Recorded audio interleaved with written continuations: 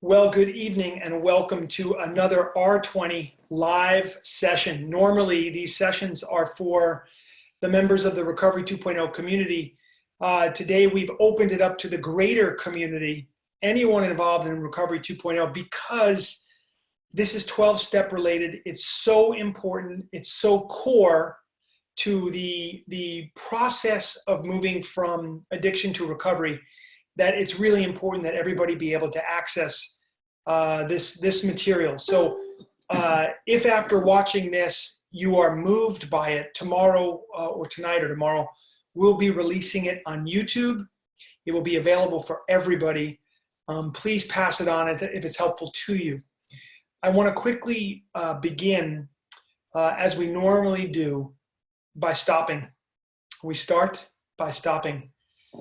So wherever you are, however you're sitting, whether you're in a chair or on a couch or on the floor cross-legged, I'd like you just to bring the thumb and forefinger together on each hand, turn the palms face up, and rest the palms on your knees for just a moment. And allow the eyes to close for a moment. And take a deep inhale. In and out through the nose only.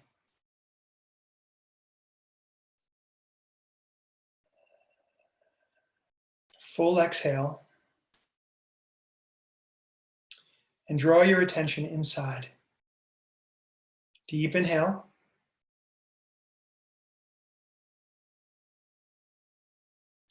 Full exhale. Allow the energy to settle. Allow yourself to be inward focused now. Focusing on the breath. Focusing on your spine, your heart center. Deep inhale.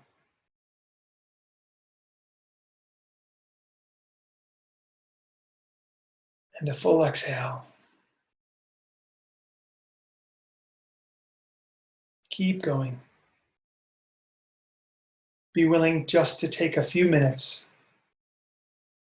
to create a new space for yourself. A space of receptivity, of presence, of calmness, of centeredness. Deep inhale.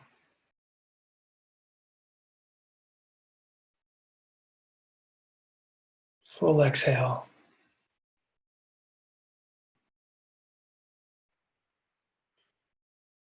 Deep inhale.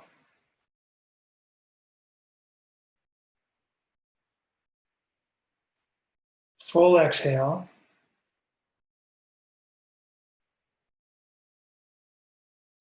Your deepest inhale.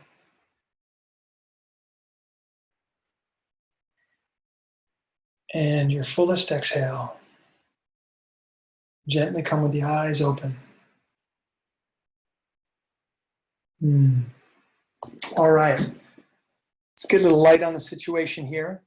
Very good. How is everybody doing this evening? I want to welcome you.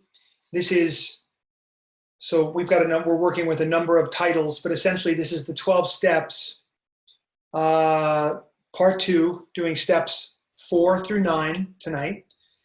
We did steps 1 through 3 a few weeks ago. That recording is currently available on YouTube. I think you, let's see, you just look up addiction or the 12 steps. Let's see here. I'm forgetting the exact name, but you can easily find it on the Recovery 2.0 YouTube channel. I think it's Finally Understanding the 12 Steps, Part 1, Steps 1 through 3. And what we're doing here is we're bringing in an expanded perspective on these steps for people who are interested, who maybe want to walk this path, for people who have already walked this path, who want to approach it again from a more expanded perspective, people who are curious or who don't know anything about this, but are interested to see what the 12 steps have to offer. Now, in the first video, steps 1 through 3, we started essentially by saying, if we're going to do this work together, if we're going to interact together like we are right now, we might as well know what the reason is that you'd want to go through the 12 steps. And the reason is very simple. The 12 steps lead to a spiritual awakening, that we're in the movement from darkness to light. They set you free from addiction of all kinds, and they give you a foundation of recovery. The 12 steps work. There's something incredibly powerful here. And we hear a lot of reviews of the 12 steps, a lot of negativity sometimes from people. But usually if you dig a little deeper with those folks, you find out that they haven't actually worked through the actual 12 steps that they were commenting on somebody within a 12-step program that rubbed them the wrong way, or a person that they knew that didn't have a positive experience, but they themselves had not yet had this direct experience. And that's the emphasis here, is the direct experience of the 12 steps. And so the purpose of what I'm presenting here is to debunk some of the misconceptions and to offer an access point to these steps by explaining them in a way that you might not have heard before. And there's infinite ways in. There's infinite ways into these 12 steps. But what you need to know is that they work. They free people from addiction. They're a foundation of recovery, and they lead to a greater understanding and experience with truth. This is a we situation, so it's really all about coming together, supporting each other, reaching out when we need help. And so the question that I have for you, or for anybody, or for myself as well, how can we adapt our perspective, our attitude, so that the 12 steps can give us the insight, the value that they have to give? And by the way, that's a good question for anything that we're stepping into in life. How do we need to adapt our perspective and our attitude? And so it's really going to have to do with openness, willingness, humility, and curiosity. So let's approach this together tonight in that way. Okay, step 4. Step 4 reads, made a searching and fearless moral inventory of ourselves. In my 27 years of recovery, what I have seen the most of in people's approach to these actual steps is they do 1, they do 2, they do step 3, and then they leave. They come back, they do step 1, they do step 2, they do step 3, they're out. They come back, maybe they do step 1, step 2, step 3, they get into the middle of step 4, adios. I've seen so much of this. I've seen so much of this that it has to be mentioned up front. So a big question for all of us would be, what is it about the 4th step that is so frightening, so difficult, so off-putting, that it's at that point when so many people stop and leave and go out and test the waters again? So what this is all about, step 4, is turning the gaze inward. This is the first time when we start to do the work that's required to support the decision that we've just made in step 3.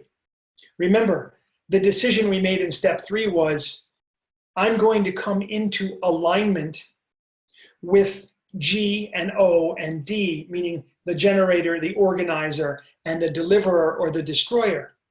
We identified that there's a force through everything, and that force is responsible for generating everything in the universe, organizing everything in the universe, destroying or delivering things from one state to another. And that we recognized that that was beyond us. And we thought, since we understand that we're looking for greater power, it will make a lot of sense for us to come into alignment with the powers that be, to essentially to obey physics. So you see, this is a very spiritual matter, but this is also a very physical matter. So we want to be very clear about this. This is a physical matter in addition to a spiritual matter. Here's a rule, for example, in physical reality, we have to feed ourselves. We need love. We need water. We need connection. We need companionship. If we poison ourselves, it hurts. It creates problems. These are all physical realities of being in a body. And there's also spiritual realities underneath those physical realities. So here we are in step 4, and for the first time, having made this decision in step 3, now we're doing the work to sustain this decision. How can we do it? We've got to look inside ourselves. So we turn our gaze inward. This is self-study. Now, once we get into this, and by the way, the 4th step is a process that I feel every human being alive today should go through this process. It is so valuable. We're asked to look at the story of our life. But how are we looking at the story of our life? We're not being asked to tell the story from plot point to plot point to plot point. I was born, and then this thing happened, and then that thing happened. No, we're being asked to tell the story of our life through the lens of the resentments that we currently hold and remember. What do we mean by resentment? It is a negative, energetic, emotional residue left over from something that happened in the past. And we're now being asked to look at all of that. So the question is, what are you resentful at? How do you know you have a resentment? Well, it's a negative feeling. How do you know it's from the past? Because when you look at the resentment, you're feeling something over and over again. That's re-sentiment, the re-feeling of something. You're feeling it over and over and over again. And when you sit with it for a little while, you recognize this is something that happened before.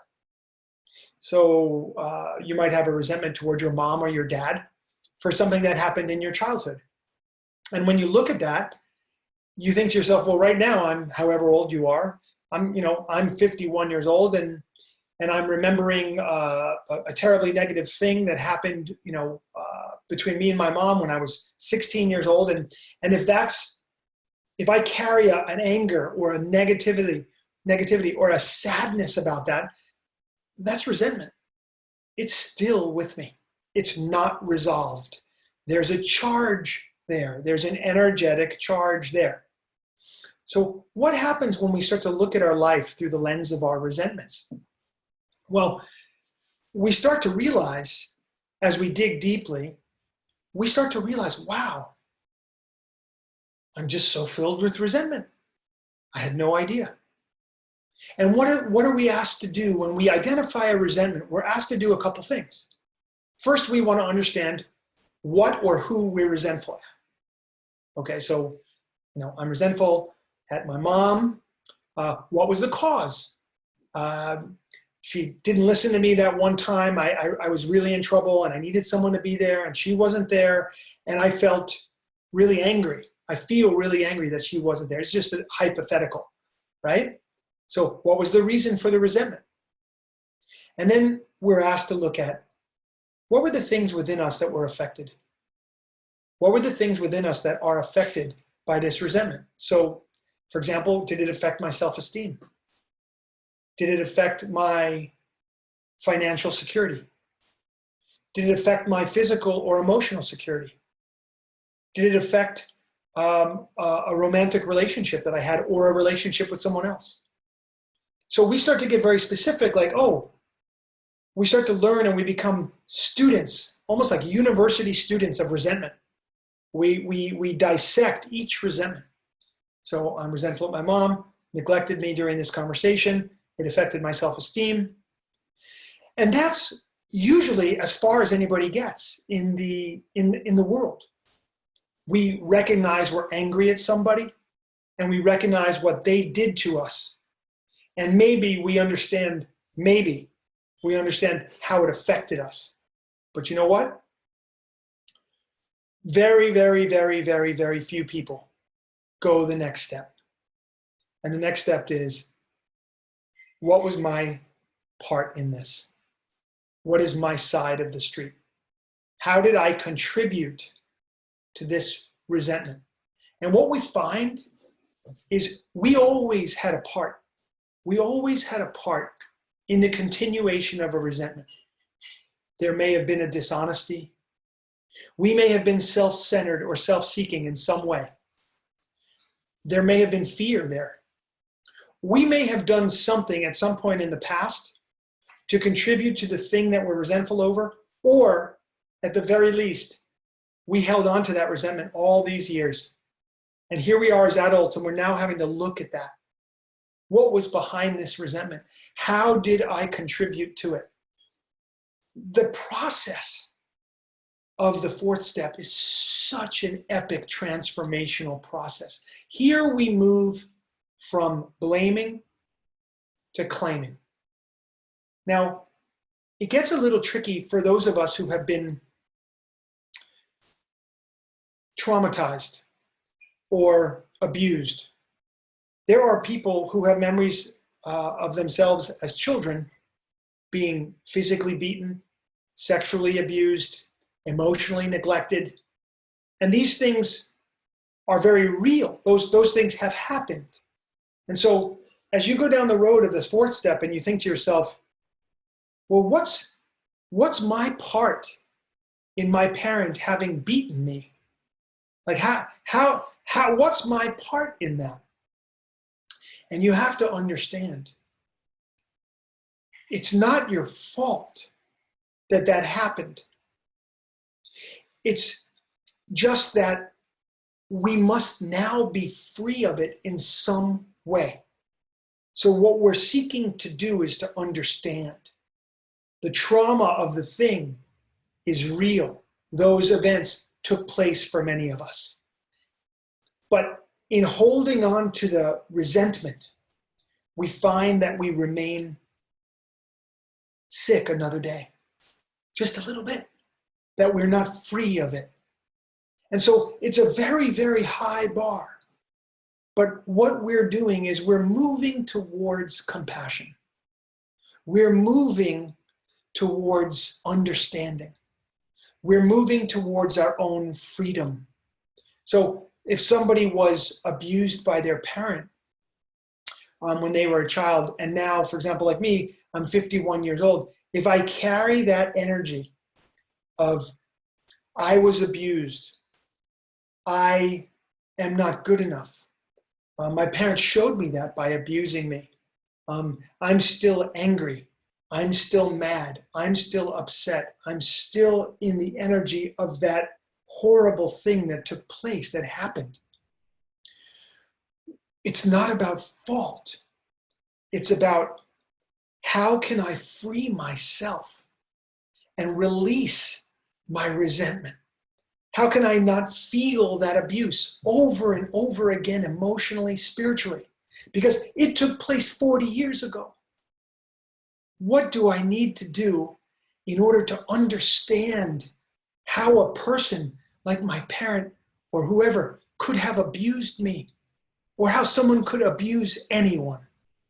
How can I come to a place of understanding so that I can be free of this? So it gets tricky, right? It gets very tricky in these situations. And I don't want to deny to anybody who's been through something like that, that I don't want to deny that that's real, that it's tough. This is tough stuff. This is the hard thing. And we're looking for a way to move on from it. And I need, at this point, I need to get your buy-in here. Do you understand what I mean by this? Do you understand? Okay, it's not about blame or oh my God, I can't believe you've held on to this thing all these years. It's not about any of that. It's I want to be free. And the way I can get free is to look right at what happened and to understand it better. And if I can understand it better, maybe I could plant the seeds of compassion, not just for myself, for holding on to the resentment, but for the people who actually perpetrated the trauma or the abuse against me.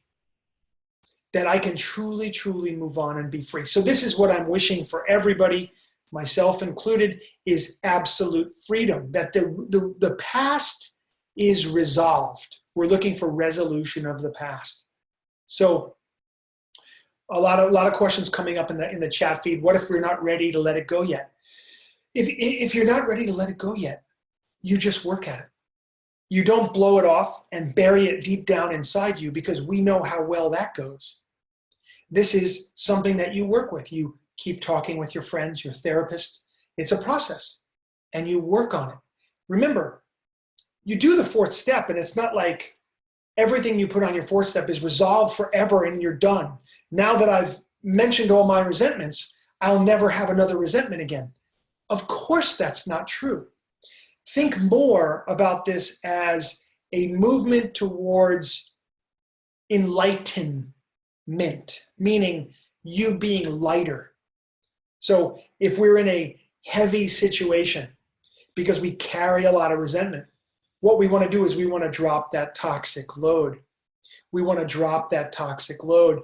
And what I found out was in my early recovery, when I was doing my fourth step and before I got sober, I was so angry. I was so angry. And you know what I recognized? I saw, even in my anger, I saw clear enough to know, wow, I'm so angry, and I want these people to apologize to me, but I know they're never going to apologize to me. And so I'm in this predicament. I don't seem to be able to get out of my anger, and it hurts. It hurts me. And I could see that there was nowhere to go. There was nowhere to go with my anger until I found the fourth step. Nowhere to go until I found the fourth step. Okay. So what we need to understand is, if we've been neglected, abused, abandoned as a child, it's not on you. It's not on you. This is not your fault. It wasn't your thing. That's someone else's karma to deal with. You carrying the energy and the pain and the suffering of that forever is what we want to work on. We want to help you to be lighter. We want to help you to be free. And not just for people who have been abused, but there's many of us who became addicts or alcoholics on some level who didn't have that level of abuse, but we still find ourselves to be mightily pissed off. We carry a lot of resentment. We're heavy. And guess where we feel it? We feel it in the body. We feel it in the mind. We feel it every single day. Okay. So this fourth step is such a move from blaming to claiming. And even if you're not blaming, if you're carrying that energy of, it's all right for me to carry resentment because what happened to me was so inexcusable that I'm going to be in resentment forever. I would simply encourage you to say to yourself, let me at least try to work on this. And that's what the fourth step is designed to do. It's a university of resentment, and you look at it. Now, why do people not want to do this work? Because you're looking at the deepest and darkest and most painful aspects of your life. Nobody wants to do that. That's not our default choice for any given day. So what I tell people is you want to move through this process appropriately, but swiftly. You don't want to blow it off or just skip around things, but you want to be quick, methodical, thorough, honest, humble, and do it quickly. Move through it. Now, I know many people, many people who have been on their fourth step for multiple years. This is many, many, many people I know. And I had one guy, I want to tell you one story about this. I had one guy tell me, I've been on my fourth step now for 18 months. And I asked him, tell me what you feel is the holdup. And he didn't have a great answer for it. And after I spoke with him for a few minutes, I could see he was in it, meaning he was stuck in the energy like you might be stuck in a tar pit. He was in it. He was in the energy of the fourth step, but he was not moving through the energy of the fourth step. He just got stuck. And one day he stopped and wasn't doing the work. So what I tell sponsees or people that I work with, or when a sponsor asks me, about speed of moving through a fourth step, it's definitely individual. There's not one answer here. But for people who work with me, I say, let's get through this thing in the next 2 weeks, 4 weeks at the outside. Now, when you're in a session of doing work, of doing fourth step work, you might find yourself dropping into depression. You might find yourself dropping into morbidity. And so what I strongly suggest for people to do is cardiovascular exercise, breath work, and yoga during the times when you're doing the fourth step. It is a game changer to bring yoga into this process. Game changer. So you want to get through it swiftly, appropriately. You want to be moving your heart and lungs. What's in the heart and lungs energetically? What do we know? Grief, loss, fear, sadness. Okay? We want to exercise the heart and the lungs as much as we possibly can. Keep moving the body because you're going deep into stuff that's stuck in the body. You want to process that stuff along. And if you don't yet have a yoga practice, I just can't stress it enough how important that particular technology is for helping move energy and process energy that's stuck in the body. So on the path of yoga, what does yoga have to say about the fourth step? One word, swadhyaya. Swadhyaya. Stacy will put it in. It means self-study. On the path of yoga, one of the most important concepts is self-study. And what is the fourth step if it's not the study of self? So that concept of yoga is turn your gaze inward. The mind cannot calm itself deeply until this work is done. The mind cannot calm itself deeply until this work is done. Solve the unsolved aspects of your past. You must solve these unresolved emotions. Solve the past in order to become fully present. Clear away the blockages. Free yourself from your own burdens. Become present. This is what yoga has to say about this step.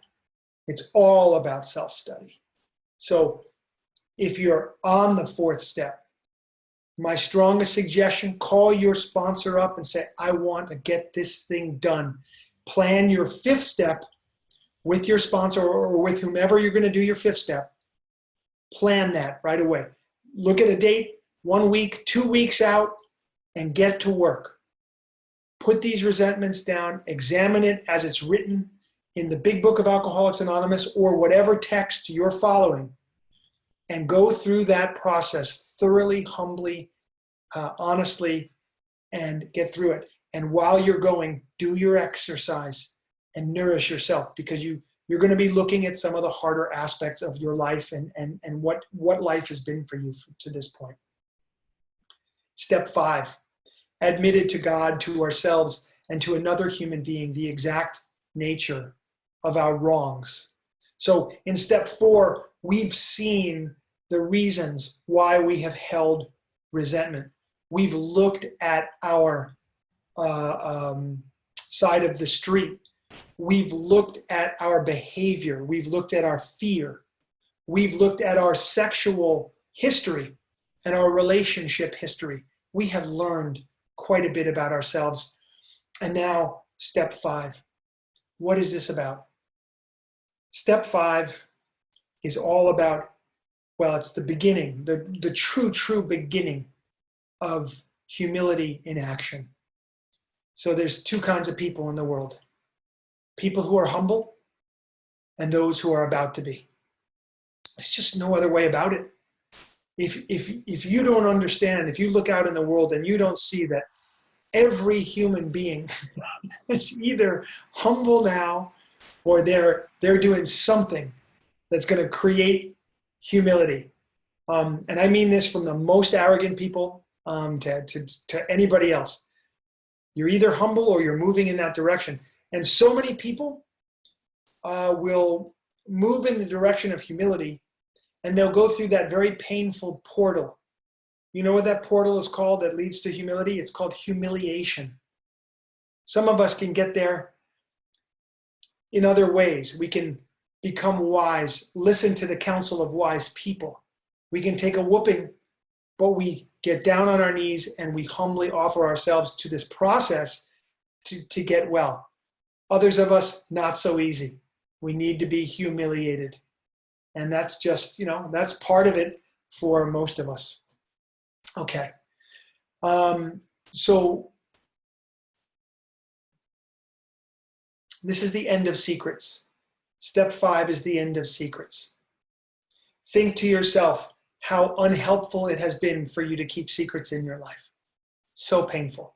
So to release our secrets, we admit to God, the God of our understanding, this spiritual existence of God or energy or the unified field or great spirit or higher power or whatever your conception is of that thing beyond yourself.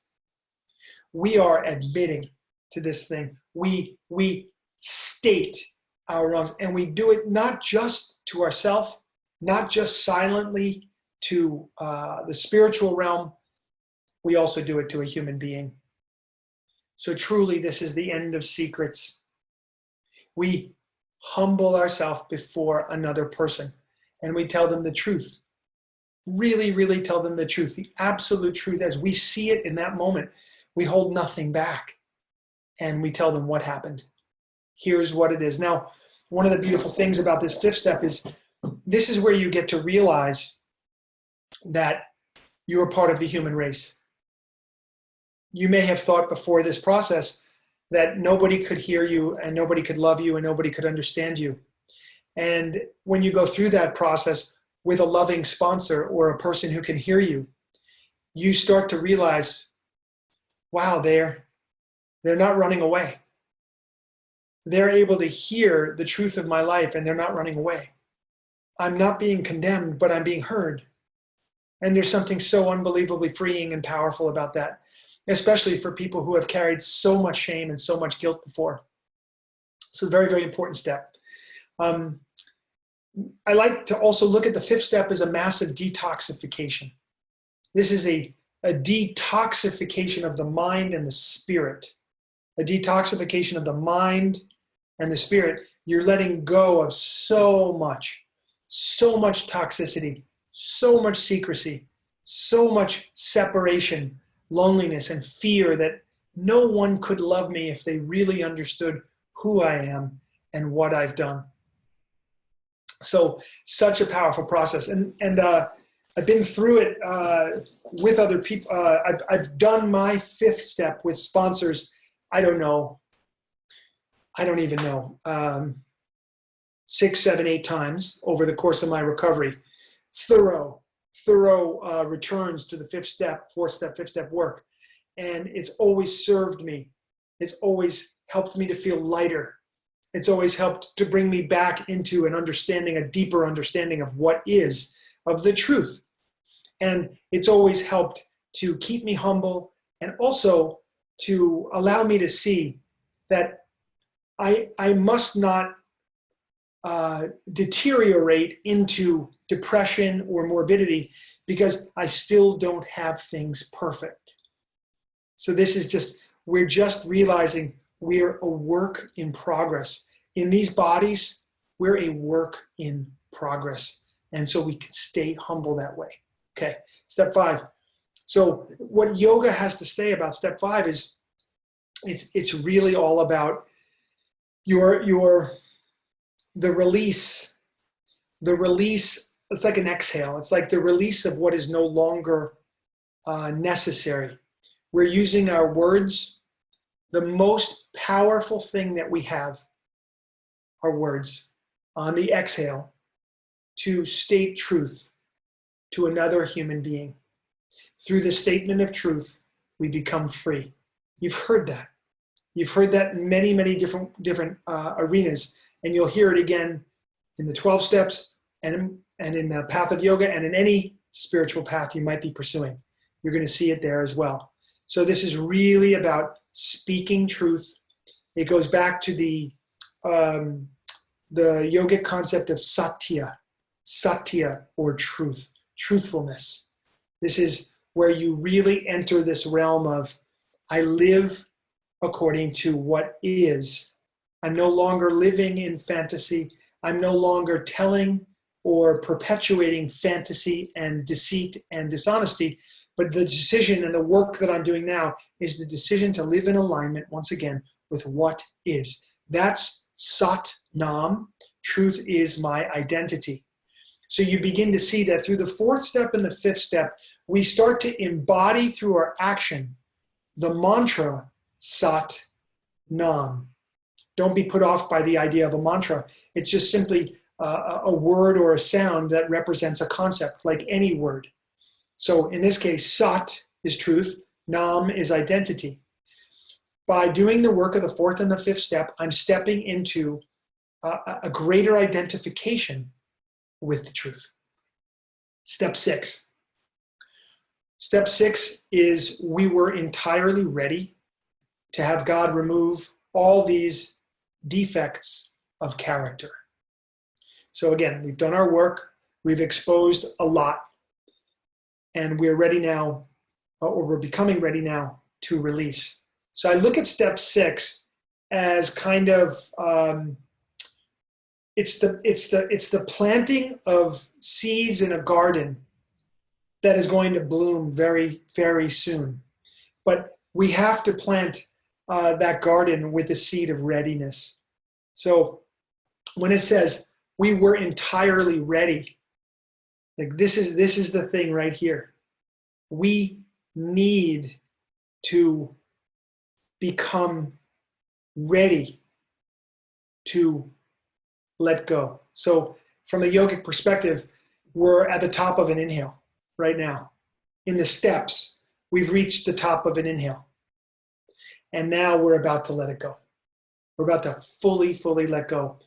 And the readiness is simply to allow the things that no longer serve us to be released. That's all it is. So this is that moment between the inhale and the exhale. And what I love about step 6 is this concept of relaxation. So not too many folks talk about relaxation when they talk about step 6. But relaxation, let's define it as letting go of what is unnecessary. That's relaxation. The movement towards relaxing is to release what no longer serves. Then you can be more relaxed, lighter, freer. Okay? So from the yogic perspective, we're always looking to move towards what we call asana. And that word asana means the comfortable seat. So we're always moving towards ease on a path of true recovery. We're moving towards ease. Addiction, dis-ease, a lack of ease. Addiction, distance from ease. So on our path of recovery, on our yogic path, we're always engaged in practices, principles, and philosophies that close the gap between us and the ease in our life. So this step 6 is beginning or continuing that process of moving towards the ease. Relaxation, letting go. And letting go, of course, can feel very much like dying. It's one of the reasons we don't like to do it, but it's actually a rebirth. You're literally rebirthing yourself. And the last thing I want to mention here is on the path of yoga, as well as on the path of the 12 steps, many, many times through the process, we're reminded that you will not be dropped. That if you let go, it's not like you're going to be dropped to death. It's you're going to be held. And the faith of letting go is always, always going to be returned if you're in right alignment and right action. And that's what this process is all about. Step 7, humbly ask God to remove our shortcomings. Humbly ask God to remove our shortcomings. So now you're ready. So you ask for support. You ask for help. You ask for love. You have identified there's a power greater than yourself. You've been building a relationship with it. You made a decision to be in awareness of what is, to connect with the unified field, to connect with, to build a relationship between you and this thing that is beyond you. And we already concluded way back in step 2 that this thing is aware of you and has your best interest at heart. So I've said many, many times, I've written many times that the universe is not particularly concerned about your personal comfort, but it is very concerned about your personal development, about your spiritual development. So, so, so, so important. Okay, so as we humbly ask our higher power, this energy, if you will, we just ask it out. There's a prayer for the 7th step, and it's a prayer of humility, a prayer of asking, I'm ready. You know, help me to be more useful. Help me to be lighter so that I can be more useful. Help guide me forward and allow me, take from me the things that are no longer serving my own development and my presence in this world. I recognize that I'm in unity. I'm in unity. I'm in relationship with everything. So I'm in relationship with everything. Help me to be in better relationship. Take away these things that stand in my way. And so there's real humility here. This is advanced humility. And I want to give you my definition of that. Humility is being approachable. Humility equals being approachable. How do we mean that? Well, you're open for business. You're ready to serve. You're ready to serve the people around you. You're ready to serve the higher values that you hold dear. You're ready to serve your family. You're ready to serve your own heart, your own spirit. You're ready to serve your employers, the people that you work with. You're ready to serve the greater good. You're ready to serve the universe as that communicates itself to you. The good thing about being open for business is when you're in tune, it kind of takes the guesswork out of it. You show up and you go the direction of love. What do I love to do? You go the direction of capability. What am I capable of doing? What do I love? What am I good at? And this is going to guide you forward. So this yogic perspective on humility is on that path of yoga, everything sort of changes into an opportunity. Everything becomes an opportunity. Your joy is an opportunity to experience joy, and it's nice. Like, we all like experiencing joy. Your challenge becomes your currency for transformation. The challenges you have, the hardships and difficulties you have, that is leading you somewhere. And there's always a gift in it. We've talked about this. There's always a gift in your challenge. On the path of yoga, we're asked, once again, what can I do to move myself to greater awareness of the challenges that are here. How can these challenges serve me to move along this path of discovery, to move along this path towards ever greater presence, ever greater surrender? How can I be of service to the world and the people around me and serve even my own heart in that process?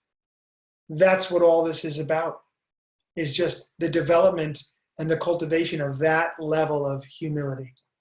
So it's so beautiful. When you've let go, there's so much more room.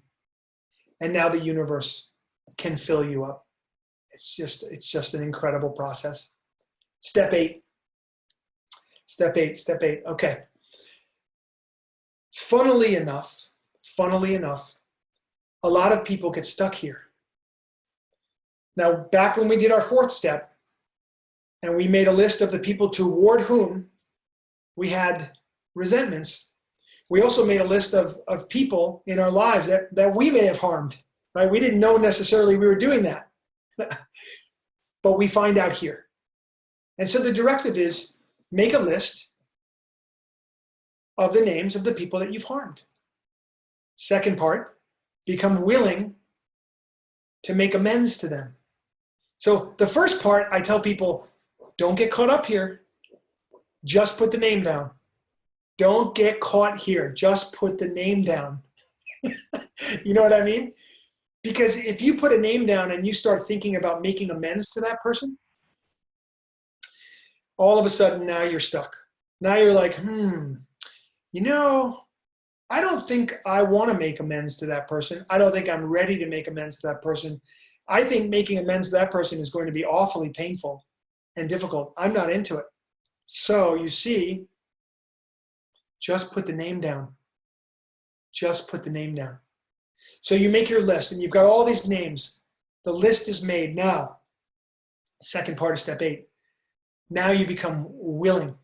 So you look at each name. And you have to remember here, we're talking about willingness.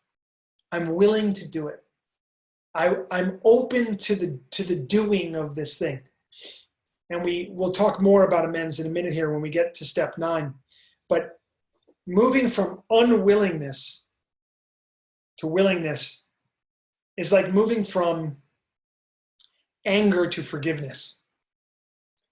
In my experience, I have not been able to make forgiveness happen.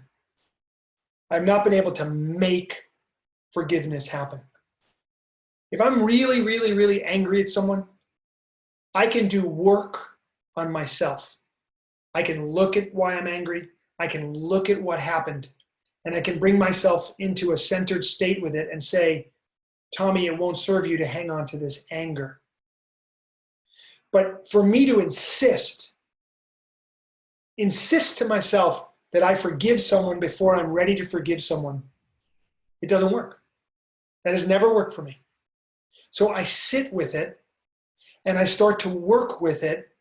Sometimes I dream about it. I write about it. I pray about it. I talk about it all the time. Why am I doing this? Because I know that I don't desire to hold on to resentment. I don't desire to hold on to anger. And with regards to amends, I do not desire to hang on to the energy of myself being a liar, a cheat, a thief, or any other negative thing. I don't want to be stuck in fear. And the amends process is about reparation, correction, reconciliation, reconnection, recovery. It's all about that. I've come all this way. I've done all this work. But I can clearly see that it wasn't enough. Because you know what? Even though I dealt with my past in step 4 and step 5, the past still seems to be hanging around. Why? Because there's an energetic residue of the things that I have done. There's an energetic residue of the things that I have done. I will give you an example. When I was in college, I used to go into this one really high-end market and steal food from this market. That was the consciousness I was in. 18 years old, smoking a lot of pot, 19 years old, 20, smoking a lot of pot, doing a lot of drugs, drinking a lot, and just walk in and think it was really funny that I could walk out with some kind of thing that I just lifted and just took. Well, it's all fine, except the fact that on some level inside of me, I start to feel, or I feel like a thief. It's not okay for me. Maybe it was okay in the consciousness that I was in at that time, but I'm no longer in that consciousness. And in this consciousness here, I'm not only aware of the fact that I did those things, but I don't want to feel that way anymore. I don't want to behave that way anymore. And so the past is still sticking around here. You understand? So I need to become willing to make these amends, to repair what happened so that I can free another human being to the extent that they can be freed by this action I'm taking, and also so that I can free myself. That energy needs to be cleared. So I'm becoming willing because I recognize that I can set something straight, and that energy gets cleared and processed and finished. It's done. So this is a very, very, very important thing. Okay, what does the yogic world have to say about step 8? Very simple. All disease comes from constipation. You heard me correct. All disease comes from constipation of one kind or another. It could be constipation of your bowels. It could be constipation of your arteries, or it could be constipation of energetic channels in the body, or it could be constipation of your mind or spirit. And all disease, all of it is coming from there. Something is stuck. Something is stuck. And without flow, we get sick until flow is returned. That's when flow is restored, that's called recovery. So there's a constipation still. We've done all this work, and we don't want to stop here. This is why I tell people, get through step 8, do it quickly, and know why you're doing it. Don't stop here. All disease comes from constipation. Prepare to clear away the constipation of your mind and your spirit right here. Okay, step 9. Made direct amends to such people wherever possible, except when to do so would injure them or others. All right. This is a big deal. I said to you earlier, I feel that every human being in the world should do a 4th step. I believe every human being in the world should do a 9th step as well. Imagine what would take place between people if everybody took the time to look at their side of the street, to own their side of the street, and then to do what they could to repair any damage that they caused in the past. And by the way, I don't think this is just for individuals. I truly believe in my heart of hearts that this could be a savior to the present day forms of government that we have in this world. And I'm not just talking about the United States, but I'm certainly talking about the United States, but everywhere. That if countries could do this kind of work, I think we would find conflict resolution to be moving much more quickly and would be moving in a much better direction. So I just say that to tell you, this is how powerful I think this step is, okay?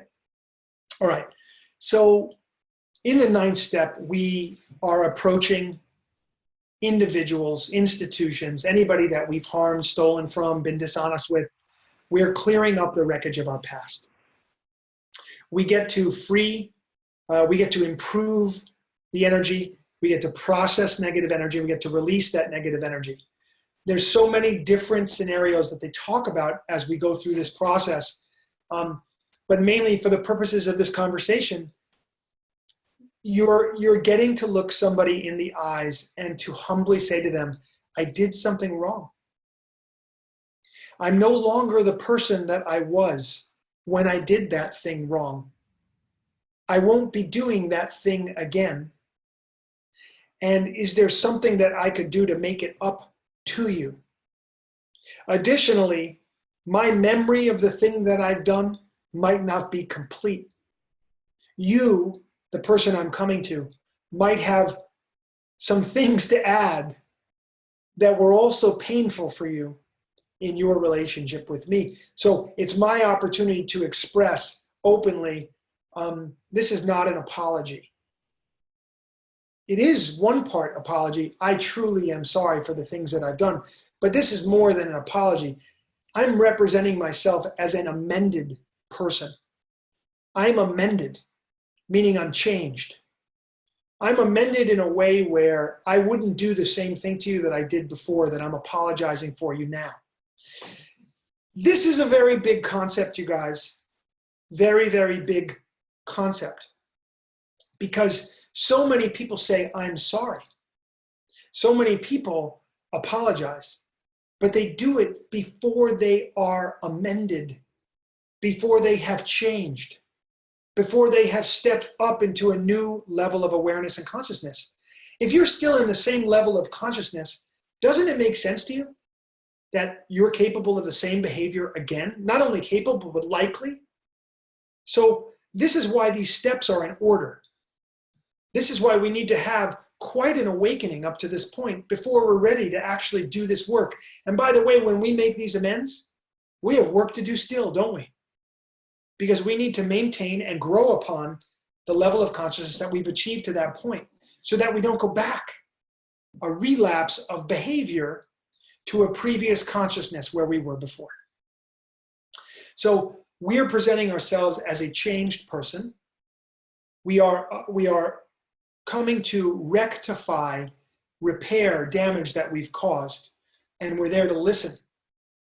We're there to listen and to understand how, in this person's eyes, we may have harmed them even beyond what our memory is and what we've been able to unearth. So I know that I've had this when I've approached people in the amends process, and I've said, I did this, and I want to make it up to you. And many a time people have said to me, yeah, before you make it up to me, there's a few more things I'd like to say to you. And it's like, oh, I'm all ears, because we want that person, and whatever their perspective is valid. So we want to honor their experience as well as let them know that we've changed from what we remember our experience as being. So this is so important. What do we do in situations where people won't forgive us? Or when people won't see us because they're just unwilling to talk to us or see us? We do the best that we can. We do what we can to, maybe we write a letter. We never push. We never are forceful to anybody, because we don't want to push our need for sobriety selfishly upon someone else to clear the air. They may not be ready to clear the air. So what can you do? You back off. You pray. In a certain moment, it might be appropriate for an email or a letter, a handwritten letter. And if they still refuse, then you have to let go.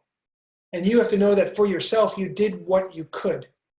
And you may still carry some sadness about that you were unable to, that person was unable to move beyond the harm you might have done for them. But I want you to look at something kind of hard here. And I'm going to tell you guys, it's 6:02. We're going to go another 5 minutes. Can you guys hang in there another 5 minutes? 5 minutes, literally. Okay? Just stick around. And if there was ever something to open up your ears for, it's right now. Okay? Now we're in the 9th step amends process. Now we recognize the ways that we've carried resentment, the way that we've been fearful or dishonest, the way that we've cheated or stolen. We're so much more wise than we used to be in understanding the places that we've contributed to harm in the world. That yes, we're not all bad. Of course not. we've contributed good also. But here we're focused on those things where, wow, we caused some trouble. We caused some trouble, some harm, some pain for somebody else. Now, earlier tonight, we spoke about a very difficult thing. On the fourth step, we talked about trying to understand our side of the street in a situation where somebody might have physically or sexually abused us, and maybe we were children. Well, now we're on the ninth step, and it's turned around. Now, what if you physically abused somebody? What if you have raped somebody? What if you have caused so much harm for somebody or neglected them or created pain for them so badly? Does this mean that you can never be forgiven? Let me tell you what. The affairs of humanity are complex. Super, super, super complex. Now we find ourselves in a position where I have truly hurt somebody else. And maybe you've really hurt someone else. And maybe they can't forgive you. What can you do is you can live better. You can live according to the new state of consciousness. You can live according to the higher ideal that you've reached. You can do everything you can maybe to protect other people or educate other people so the same thing doesn't happen to them. You do the best that you can. And I'm reminded from the world of yoga, the unbelievable story of Milarepa. Milarepa was a murdering thief, lived in a forest, killed people. This is historically real. This is not a legend. This is a story. This is a real true story. Milarepa, he murdered people. He stole from people. He had no meaning to his life. And one day, he tried to take advantage of an enlightened being, a teacher, a true teacher, who came through his forest. And that teacher was so wise, so powerful. In a second, he turned Milarepa's entire life around. Milarepa devoted his entire life to making up for the things that he had done. And he became one of the most revered saints in history. Look him up. Unbelievable story of redemption. So there are things that we will say out loud. There are unforgivable acts in this world. And we can understand that statement. Some of us may feel like some of those unforgivable acts have been perpetrated upon us. I'm just trying to bring this up to say to you, it's interesting when you look at it from all these different sides. It's interesting when you see human experience as a whole. Like when I look inside myself, if I'm going to be honest with you, the history of all humanity is within me. All the good and all the bad. It doesn't mean I'm out there raping people. It doesn't mean I'm out there hurting people. It doesn't mean I'm out there neglecting people physically, emotionally. It means that I understand and I hold the complexity of humanity. I don't forgive it in the sense of it's not mine to forgive. I do what I can to understand it. I do what I can always to try to develop compassion. Compassion for myself. Compassion for the other. Compassion for the unbelievable pain, suffering, and confusion of people who hurt people. And there's that old saying is that hurt people, right? Ninth step. This is the step of the guru. The ninth step is the step of the guru.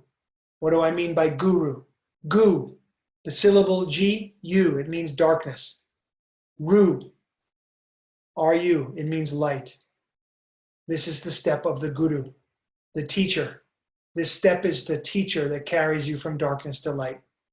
Right here, the step of the guru. Claim your mistakes. Claim your errors. Claim your weakness. Claim the wreckage that you've caused, and you will be free. This is where the rubber meets the road. This is where the promises really show up. I mean that literally, as the ninth step promises show up at this point in the book. This is where the game changes forever. I just don't think you can walk back through this archway. Once you've done a thorough step 1 through 9, you're in a new place. It doesn't mean that you're beyond the possibility of relapse, of course. It means you're in a new place. Now, what you do from this place, this new consciousness you've established for yourself, this new relationship, this spiritual awakening that you've had to this point, what you do with it now is a 1 day at a time process. Daily work is required. What, you thought there was a vacation? You thought there was a weekend coming up? Oh, I can take off now. It's just simply not like that. What you find is you're lighter than you used to be. You have this thing called self-forgiveness. You no longer carry the energy of being a thief, a cheat, and a liar. And when you find yourself in those behaviors, after you do your 9th step, you fix it right away on what's the 10th step, and we're going to get to that later in our next discussion. But there's a way forward from this place. You've done unbelievable work to get to this place. You have self-forgiveness. You understand compassion. You're beginning to really understand compassion, and you're beginning to sense and to feel freedom. Freedom from addiction, drug addiction, alcoholism, of course. Also, however, freedom from the mental afflictions, freedom from resentment, freedom from negativity, freedom from violence, freedom from harming yourself and others. That you get to be truly free 1 day at a time, and you're tasting it. And I'll quote Yogi Bhajan, who said, "I walk in a constant shower of self-forgiveness." I walk in a constant shower of self-forgiveness. So that's steps 4 through 9. Lot to digest there. If you're watching this or the first series, steps 1 through 3, or the next series we're going to do, steps 10 through 12, and you have not yet worked these steps, please, if even any part of you is in the inquiry of wanting to do it, please do it. How do you do it? Go to the 12-step fellowship of your choosing. Step in there, raise your hand and say, "I believe I could benefit from the 12 steps. Could someone help me?" And you will find yourself, you will find yourself on the receiving end of guidance and support and help. So that's what I have to say to you this evening. These lectures are there to help you to understand what's here, help you to access these teachings, help you to hopefully inspire you to dig a little deeper and to go through this process. I wish for you what I wish for myself, that is freedom 1 day at a time. And it's available.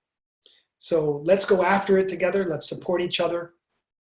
And let's go forward and make that commitment to do this work.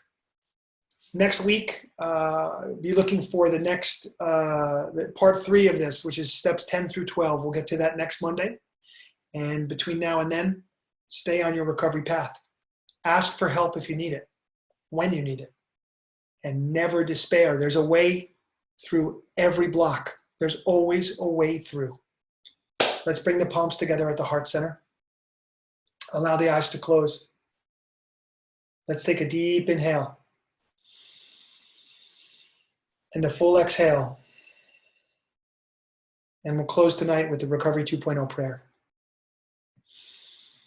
Universe, put me in the places you want me to be, with the people you want me to be with, doing the things you want me to do. Thank you for the joys and challenges of my life. Amen. All right, you guys, Sat Nam. Much love to you all. Thank you so much for participating. It's wonderful. We've had nearly 250 people in the room. Incredible. That's so exciting. And make it a wonderful night, and we'll see you soon. Sat Nam and love.